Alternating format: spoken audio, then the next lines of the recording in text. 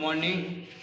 बेटा देखिए, आप जिस तरीके से मेरी सब्सक्राइबर बढ़ रहे हैं और आप चाहे मेरी वीडियो ख़राब बने चाहे सही बने, आप उसको लाइक करिए। मतलब आप कमेंट में लिखिए, गलत बन रही है तो गलत का कमेंट करिए, वीडियो सही नहीं बन रही है तो सही नहीं बन रही तो उसका भी कमेंट करिए, अगर सही बन रही है तो उसका भी कमेंट करिए। देखिए मुझे मालूम तो चलेगा बेटा।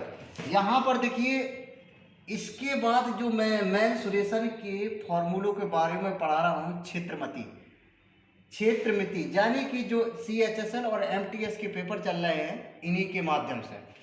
देखिए आज अपन पढ़ेंगे, ऐसा नहीं पार्ट 1 पढ़ेंगे, पार्ट मेंसुरेशन में part 1, part 2, part 3, part 4, part 5 में जाए सभी फॉर्मूलों को समझेंगे। अभी ये शुरुआत के 3 फॉर्मूले समझेंगे, फिर बाद के समझेंगे। देखिए पहला पढ़ेंगे वर्ग, स्क्वायर जिसे आयत रिक्टेंगल कहते हैं, समलंब चतुर्भुज जिसे ट्रापेजियम कहते हैं। देखिए वर्ग का मतलब, देखिए हम पहला पढ़ें वर्ग को क्या कहते हैं। वर्ग की चारों भुजाएं बराबर होती हैं, उसे हम वर्ग कहते हैं।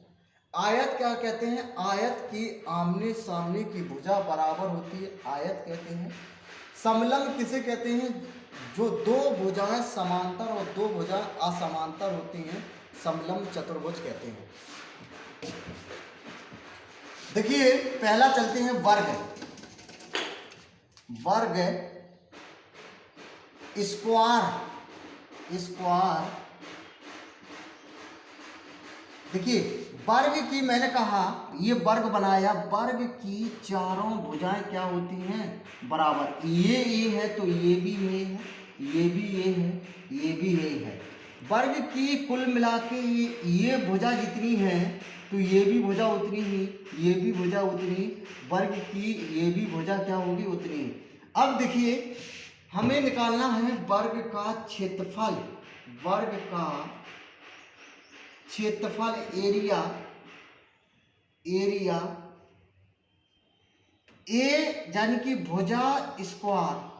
अब ये कहते कैसे हैं, भुजा स्क्वायर या ए स्क्वायर, मतलब ये लंबाई लेंगे और इसकी ये चौड़ाई ले लेंगे। दोनों से क्षेत्रफल नापा जाता है, हमेशा गुणा पर नापा जाता है। क्षेत्रफल कैसे नापा जाता है, गुणा पर। सत्तान है का, देखिए क्षेत्रफल कैसे नापा जाता है, गुणा पर। अब यहां देखिए वर्ग का, अब जैसे हमें परिमाप निकालना है, सपोज दैट पहला फॉर्मूला हो गया। दूसरा देखिए वर्ग का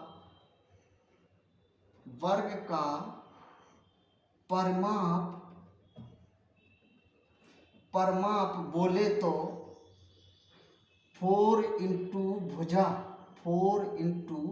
भुजा या 4a कह सकते हो। मतलब परिमाप का मतलब बाहर का जो परिमाप होता है, बाहर का परिमाप है ये। यानी कि 1a, 2a, 3a, 4a का हो जाएगा परिमाप हो जाएगा। इसी तरीके से ये क्या हो जाएंगे, परिमाप। क्षेत्रफल कहाँ होता है, अंदर का। अब देखिए वर्ग का हमें क्या निकालना है, वर्ग का तीसरा नंबर फॉर्मूला है, वर्ग का विकर्ण निकालना हो, विकर्ण तो a√2, यानी कि वर्ग का विकर्ण क्या होगा, ये तिरछा विकर्ण क्या होता है, तिरछा। तो क्या कहेंगे इसे, a√2, इस तरीके से। यानी कि इसको हम कह सकते हैं, या भुजा √2 भी कह सकते हैं। ये देखिए 3 हो गए। ये चौथा कौन सा है, वर्ग का क्षेत्रफल। एक और होता है फॉर्मूला, जब आपके पास विकर्ण दिया हो तो विकर्ण का स्क्वायर बटे 2 कर देना है। विकर्ण का स्क्वायर बटे क्या कर देना है, 2 कर देना है। विकर्ण का स्क्वायर बटे आधा। यानी कि वर्ग का अगर विकर्ण दिया है, क्षेत्रफल पूछे, यानी कि विकर्ण की वैल्यू दे दे इसकी वर्ग में, तो क्षेत्रफल पूछे तो विकर्ण का स्क्वायर बटे क्या कर देना, 2। अब देखिए 5वां नंबर क्या होता है, P बराबर 4 इंटू a, ये देखो P का है, पहले समझो बेटा, P है परमाप, P का है परमाप कहेंगे, P है जो परिमाप, और A का है क्षेत्रफल, A का है क्षेत्रफल, ये A का है क्षेत्रफल। परमाप की वैल्यू दे दे और क्षेत्रफल का वैल्यू पूछे तो कहाँ परमाप की वैल्यू निकाल देंगे, वो यहाँ मान रख देंगे। दूसरा कंडीशन क्या, मान लीजिए सपोज दैट क्षेत्रफल की वैल्यू दे दे तो परमाप पूछे तो कहाँ क्षेत्रफल की वैल्यू यहाँ रख देंगे और परमाप कहाँ, यहाँ। छठवां नंबर फॉर्मूला क्या होगा, देखिए A बराबर P परमाप का स्क्वायर बटे 16, ये भी कह सकते हैं। यानी कि अगर परमाप की वैल्यू दे दी और क्षेत्रफल पूछे तो परमाप को 2 बार गुणा करिए, इंटू में 16 से क्या कर दीजिए, भाग दे दीजिए। ये थे आपके क्या, वर्ग वाले सभी फॉर्मूले। अब देखिए इसको हमें याद रखना है, कैसे रखें सुनिए। अभी आप 10 सेकंड के अंदर क्या है, 1 मिनट के अंदर सभी फॉर्मूले के बारे में समझ जाओगे। देखिए जैसे ये वर्ग है मेरे पास, अभी देखो समझा दे रहा हूं बेटा क्या करना है। वर्ग की चारों भुजाएं बराबर, क्षेत्रफल पूछे, कंडीशन ए समझना, क्षेत्रफल पूछे ए बराबर, तो ए स्क्वायर लिख देना, मतलब उसका जैसे ये 4 दिया, मान लीजिए ये 4 दिया, ये 4 दिया, ये 4 दिया, 4 इंटू 4 कितना हो जाएगा, 16। मतलब ये ए भुजा है, मान लीजिए ये भी ए भुजा है, ये भी ए भुजा है, ये भी ए भुजा है। अब दूसरा पहला फॉर्मूला, जैसे दोनों का गुणा करना है, परमाप पूछे तो दोनों को, चारों को जोड़ दीजिए बस। परमाप में क्या, एक कितना ये हो जाएगा, 4a, मतलब 4 का गुणा कर देना तो परमाप क्या हो जाएगा, 4a। विकर्ण में क्या करना है, कुछ नहीं करना है आपको, विकर्ण ऐसे ए तो लिखना ही लिखना है और √2 और लिख देना। अब यहां देखिए इस तरीके से विकर्ण आ जाएगा आपका। अगर विकर्ण की वैल्यू दिया रहे तो क्या करना है, विकर्ण का स्क्वायर बटे आधा कर देना है। चलिए रुक लो आयत, अब है वर्ग हो गया आयत। आयत जिसे बोलते हैं रीटेंगल, RECTNGL, आयत। आयत की आमने सामने की भुजा बराबर होती है। ये लंबाई है तो ये भी लंबाई होगी, ये चौड़ाई है तो ये भी चौड़ाई। ये जितनी भुजा होगी इतनी भुजा ये होगी, इतनी भुजा ये होगी तो इतनी भुजा ये होगी। देखिए आयत में क्या, आमने सामने की भुजाएं बराबर होती हैं, आमने सामने की भुजाएं क्या होती हैं, बराबर। पहला, आयत का क्षेत्रफल क्या होगा, आयत का क्षेत्रफल एरिया लंबाई गुणित चौड़ाई, या कह सकते हैं L इंटू बी। क्षेत्रफल क्या कह सकते हो, L इंटू बी। इनका बस गुणा कर दीजिए, कुछ नहीं करना है, इनका दोनों का गुणा कर दीजिए। अब देखिए दूसरा नंबर, आयत का परमाप क्या होगा, आयत का परमाप बोले तो P। परमाप का मतलब देखो, परिमाप, ऊपर ऊपर का माप, परिमाप, परि का मतलब ऊपर ऊपर, माप। एक L कितना L हो जाएगा, 2L हो जाएगा। एक बी क्या बी हो जाएगा, 2B हो जाएगा। अब 2 कॉमन ले लीजिए तो क्या हो जाएगा, L प्लस B हो जाएगा। ये परमाप होगा। तीसरा क्या होगा, आयत का विकर्ण क्या होगा, √L स्क्वायर प्लस का B स्क्वायर, √L² प्लस का B स्क्वायर। आयत का क्या होगा, विकर्ण। अब ये देखिए आयत का विकर्ण हो गया ये। इसमें एक और रहा है, कौन सा, देखिए क्षेत्रफल बराबर लंबाई गुणित चौड़ाई होता है। आयत का क्षेत्रफल क्या होता है, लंबाई गुणित चौड़ाई। अगर लंबाई की वैल्यू निकालना है तो क्षेत्रफल में किसका भाग दे देंगे, चौड़ाई से बी का। अगर मान लीजिए मुझे निकालना किसकी बेटा, चौड़ाई की वैल्यू निकालना, तो क्षेत्रफल में किसका भाग दे देंगे, ए का। इस तरीके से वैल्यू निकलेगी। चलिए देखिए बेटा, इसमें आयत वाले जो फॉर्मूले थे आपके ये कंप्लीट हो गए। देखिए लंबाई की वैल्यू निकालना है आपको तो क्षेत्रफल में बी का भाग दे देंगे, और चौड़ाई की वैल्यू निकालना है तो एल का भाग दे देंगे।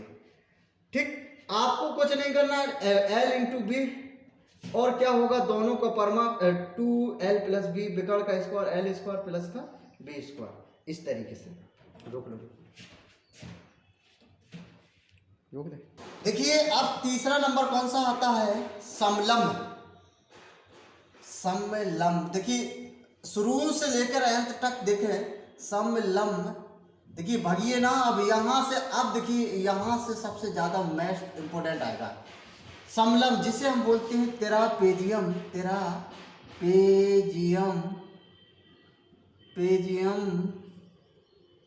अब यहाँ देखिए, हम यहाँ से आपको आएगा समलंब जिसकी दो भुजाएं समांतर होती हैं, दो भुजाएं समांतर और दो भुजाएं असमांतर होती हैं।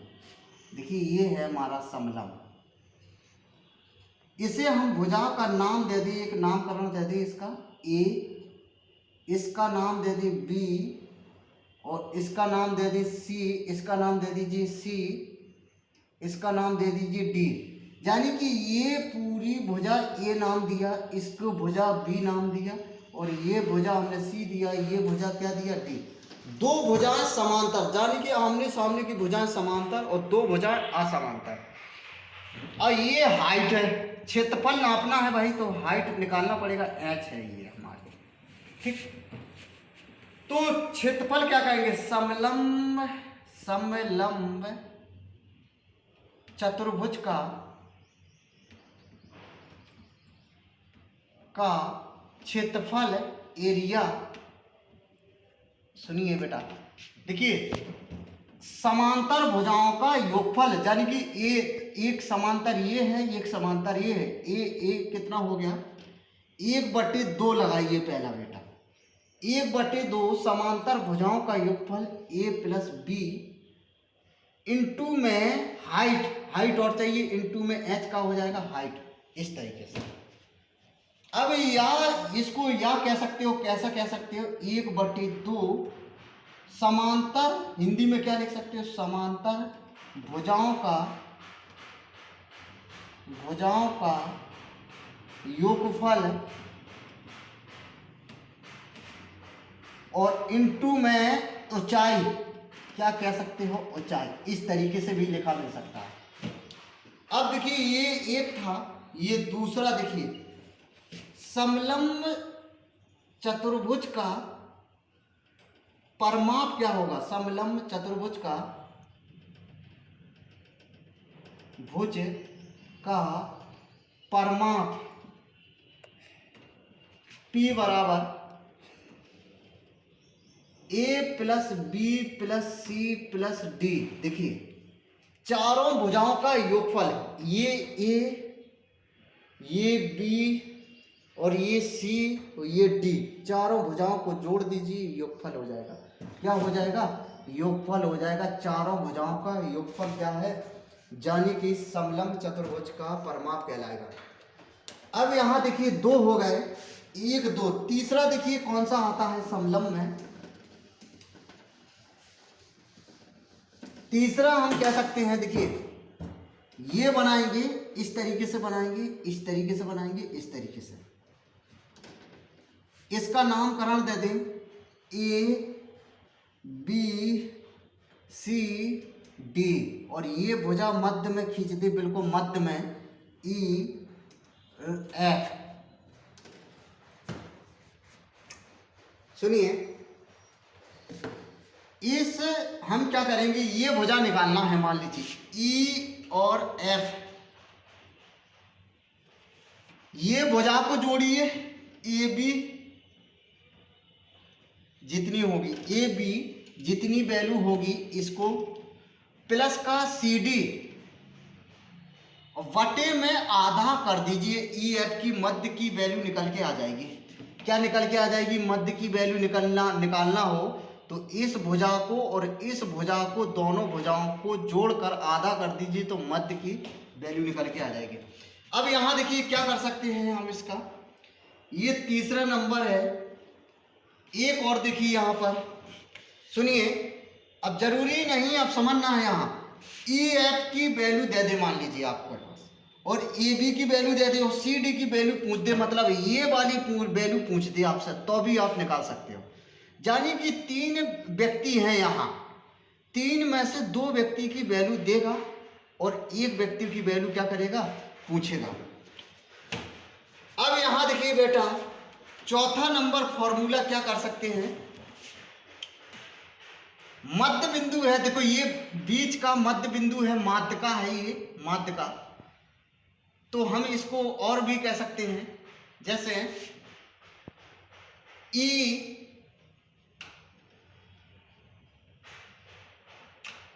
ई सी बटे बीई बराबर डीई बटे ए एफ, ये भी वैल्यू कह सकते हैं इस तरीके से। जाने कि यहां समझना कि बेटा कि ये वैल्यू इसका आधा और इसका आधा अनुपात बना दीजिए इनका, ई सी बटी ई बी, ई सी बटी बी ई, डी एफ बटे एफ ए, ये दोनों को बराबर कह सकते हैं। यानी कि ये 4 वैल्यू हैं यहाँ पर, कितनी वैल्यू हैं? यहाँ पर 4 वैल्यू हैं। 4 वैल्यू में 3 वैल्यू का मान दे देगा, एक चौथी वैल्यू की आपकी मैन क्या कर देगा? पूछ देगा। या तो आपको ऐसे भी कोई भी प्रकार से घुमा सकता है क्वेश्चन। अब देखिए यहाँ पर आ जाइए, एक और है इस तरीके से, ये बना लेंगे समलंब चतुर्भुज बेटा, ये ए बी सी डी और मध्य में दे देंगे ओ। अब समझना, इसको हम पकड़ेंगे पहला ओ सी। अब देखिए इसको कुछ 5वां फॉर्मूला, ओ सी, ये भुजा लेंगे ओ सी, ओ सी बटे ओ ई, ओ ए। देखिए इसके बटे में इस भुजा का जो बटे है ओ सी लिखना है और बटे में क्या करना? ओ है। अब यहाँ से ये यहाँ से स्टार्ट किया था बिंदु से, तो यहाँ से स्टार्ट करिए बेटा, क्या करेंगे? ओ डी बटे क्या करेंगे? O B, O B. इस तरीके से आप क्या कर सकते हैं? इसको भी कर सकते हैं। अब देखिए एक कंडीशन और कर सकते हैं केस में, कैसा बना सकते हैं छठवां, ये समझ लीजिए। पहला मान लीजिए ओ सी, ओ सी की वैल्यू दे दे, ओ ए की वैल्यू दे दे, ओ सी की वैल्यू दे दे, ओ ए की वैल्यू दे दे, और आपको ओ डी की वैल्यू दे दे और ओ बी की वैल्यू पूछ दे, तो भी निकाल सकते हो। या ओ बी की वैल्यू दे दे, ओ डी की वैल्यू दे दे, ओ सी की वैल्यू दे दी, तो किसकी वैल्यू पूछेगा? ओ ए की वैल्यू। अब एक कंडीशन और बना सकते हैं, छठवां केस कौन सा बना सकते हैं? हम बना सकते हैं जैसे ओ सी बटे पूरा का ए सी बराबर में, देखिए ओ सी बटे पूरा का ए सी। अब यहां क्या करेंगे? ओ डी बटे क्या कर सकते हैं? पूरा डी बी। इस तरीके से कर सकते हैं, ये भी केस बना सकते हो। यानी कि आप ओ सी पूरा वैल्यू बटे में क्या कर सकते हो? ए सी, यानी कि ओ सी ये वैल्यू और ए सी पूरा वैल्यू कर सकते हो, और ओ डी बटे क्या कर सकते हो? बटे में डी बी कर सकते हो। ये आपके 6 केस थे, समलंब चतुर्भुज के 6 केस को बता दिया है। अभी और देखिए अगले वाले वीडियो में अच्छा बनाऊंगा बेटा। अगर आपको मेरा वीडियो अच्छा लगे तो लाइक करें, शेयर करें और ज़्यादा से ज़्यादा लोगों को जोड़ें। इसी प्रकार का वीडियो क्या है, ठीक, मुझे कुछ नहीं चाहिए आपसे, सिर्फ मेरा प्यार, आपका प्यार मिलता रहे, लाइक मिलता रहे, सब्सक्राइब मिलता, लाइक मिलता रहे, इतना ही बहुत बड़ी वाली बेटा है। या अगर वीडियो आपको अच्छा नहीं लग रहा है तो भी कमेंट कर सकते हो कि क्या